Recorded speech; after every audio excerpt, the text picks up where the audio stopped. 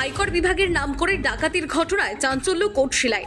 ৮ April সন্ধ্যা 7:30 নাগাদ বামুনিয়া গ্রামের soldier বিড়ি মালিক কিরিটি কুমারের বাড়িতে হানা দেয় ৮ জনের একটি দল। আয়কর অফিসার সেজে দেখায় ভুয়ো নোটিশ, তারপরে শুরু হয় তল্লাশি। আলমারির লকার ভেঙে লুট করে নেয় 7.5 লাখ টাকা ও বহু গয়না। বলুন কি হয়েছে ঘটনাটা? আমি ঠিক আমার কর্মীগুলো বেরিয়ে যাওয়ার পর আমি উপরে উঠলাম একটু ব্রেকফাস্ট করতে, বিকালবেলা খাবার খাচ্ছিলাম। সেই সময় হঠাৎ একটা টিম ঢুকে গেল। টিম ঢুকে নিয়ে প্রথমে আমার মোবাইলটা নিয়ে নিল। মোবাইলটা নিয়ে পরে ওরা বললেন আমরা আয়কর বিভাগ থেকে এসেছি, আপনি সমস্ত কিছু জিনিসগুলো দেখান, বার করুন, না পারলে আমরা সব কিছু নিয়ে নিচ্ছি। ওরা নিজেরাই নেমে গেল।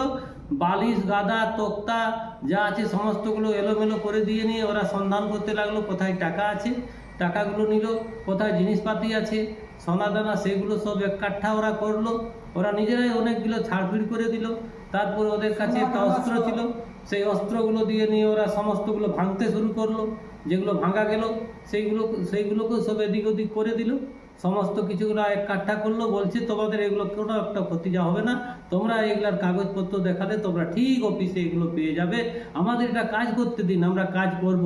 আমার মা বললেন দেখো মেয়ে ছেলেদের জিনিসপাতি আছে, তারা বিবাহ হয়ে গেছে, ওরা বাবার বাড়িতেই রেখেছে, ওরাকে আমরা কীভাবে ভরণ পোষণ দিতে পারবো।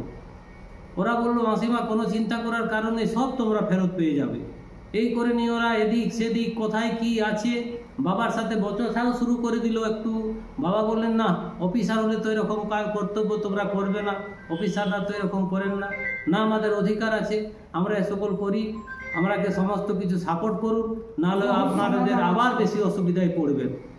বাধা দিলে ভয় দেখানো হয়, সহযোগিতা না করলে হবে খারাপ পরিণতি। চলে যাওয়ার সময় সঙ্গে নিয়ে যায় বাড়ির স্করপিও গাড়ি ও এক কর্মচারীকেও। গাড়ি কর্মচারী পরে উদ্ধার হলেও আতঙ্কে এলাকা। ঘটনার তদন্তে নেমেছে কোটশিলা থানার পুলিশ। পুরুলিয়া জেলা পুলিশ সুপার অভিজিৎ বন্দ্যোপাধ্যায় জানিয়েছেন তদন্ত চলছে, দ্রুত ধরা হবে দোষীদের। দেখুন বিস্তারিত।